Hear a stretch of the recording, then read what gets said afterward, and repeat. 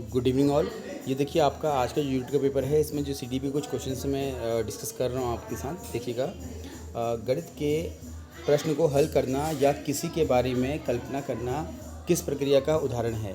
ठीक है, तो ये आप जानते ही हैं, इस प्रकार की जो प्रक्रिया होती हैं ये क्या है, आपका कॉग्निटिव प्रोसेस होती है, मेंटल प्रोसेसिंग उसमें होती है। ठीक है ना। आगे बढ़ते हैं। विकास की कौन सी अवस्था में व्यक्ति मूर्त अनुभवों से परे चले जाते हैं और अमूर्त एवं अधिक तार्किक रूप से सोचने का बिल्कुल सोचने की आवश्यकता नहीं है। औपचारिक संक्रियात्मक अवस्था है। परसों ही एक पेपर डिस्कस किया था, उसमें एक क्वेश्चन था भी और मैंने आपको बताया भी था। बच्चों के शिक्षण में पियाजे के सिद्धांत से संबंधित कौन कौन से विचार प्रयुक्त किए जाते हैं। अब देखिए, ये थोड़ा सा क्रिटिकल क्वेश्चन आपके सामने आ गया है। इसके दो आंसर आपके हो सकते हैं। चलिए बात करते हैं आगे। सबसे पहले तो use of constructivist approach, definitely Jean पियाजे ऑप्शन ए को फॉलो करते हैं हमेशा, है ना। जो भी जीन पियाजे की प्रैक्टिस को फॉलो करेगा तो वो इसको लेके चलेगा। Consider child's knowledge and level of thinking, definitely, क्योंकि कंस्ट्रक्टिविस्ट अप्रोच का मतलब ही होता है आपका बच्चे के ज्ञान और बच्चे की थिंकिंग के स्तर के हिसाब से उनको पढ़ाना। ठीक है। यूज़ ऑफ कंटिन्यूस असेसमेंट, इसकी बात फ़िलहाल तो जीन पियाजे नहीं करते हैं। Turn the classroom into a setting of exploration and discovery, फिर से वही बात कि ये जो फोर्थ पॉइंट है, देखिए थर्ड पॉइंट पर तो जीन पियाजे का कोई स्टेटमेंट नहीं है, बट फोर्थ पॉइंट जो है वो इनडायरेक्टली जीन पियाजे द्वारा सपोर्ट किया जाता है।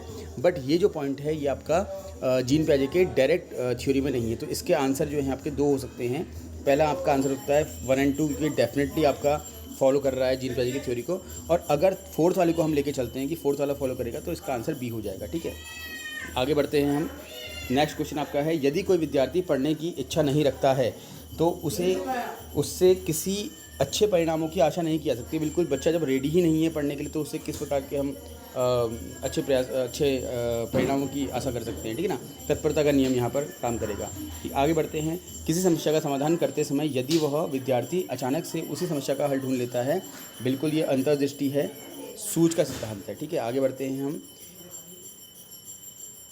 यदि कक्षा में कोई विद्यार्थी विभिन्न उत्तरों की तुलना करता है और यह निर्णय लेता है कि कौन सा उत्तर सर्वश्रेष्ठ है, तो यह किस प्रकार का चिंतन है। तो ऐसा करने पर क्रिटिकल थिंकिंग होती है आपकी, समालोचनात्मक चिंतन इसकी कहलाता है। ठीक है, और इसके बाद आगे बढ़ते हैं हम नेक्स्ट क्वेश्चन की तरफ। तो यदि एक विद्यार्थी गाने की अच्छी धुन बना सकता है और वह अन्य विद्यार्थियों के साथ अंतःक्रिया, देखो एक तो हो गया आपका इसमें म्यूजिकल और दूसरा है अंतःक्रिया कर रहा है ना दूसरों के साथ, तो आपका ये हो जाएगा क्या, इंटरपर्सनल। ठीक है, अंतर्वैयक्तिक। ओके, तो बी इसका आंसर हो जाएगा आपका। नेक्स्ट क्वेश्चन की तरफ चलते हैं। निम्नलिखित में से कौन सा कथन बुद्धि परीक्षणों के संदर्भ में सही है। तो बुद्धि परीक्षणों के संदर्भ में देखिए आप, बुद्धि परीक्षण केवल शाब्दिक नहीं अशाब्दिक भी होते हैं। अशाब्दिक बुद्धि परीक्षण में बहुत से कथन होते हैं, सही नहीं है। बुद्धि परीक्षण का प्रयोग हम किसी भी आयु वर्ग के लिए कर लेते हैं, बिल्कुल नहीं। ठीक है, जिस आयु वर्ग के लिए बुद्धि परीक्षण बनाया जाएगा उसी के लिए करेंगे। फॉर एग्जांपल, अगर कोई बुद्धि परीक्षण आपका 20 से 25 वर्ष के लोगों के लिए बना है तो उन्हीं पर अप्लाई होगा, तो डी इसका सही हो जाएगा। ठीक है, आगे बढ़ते हैं।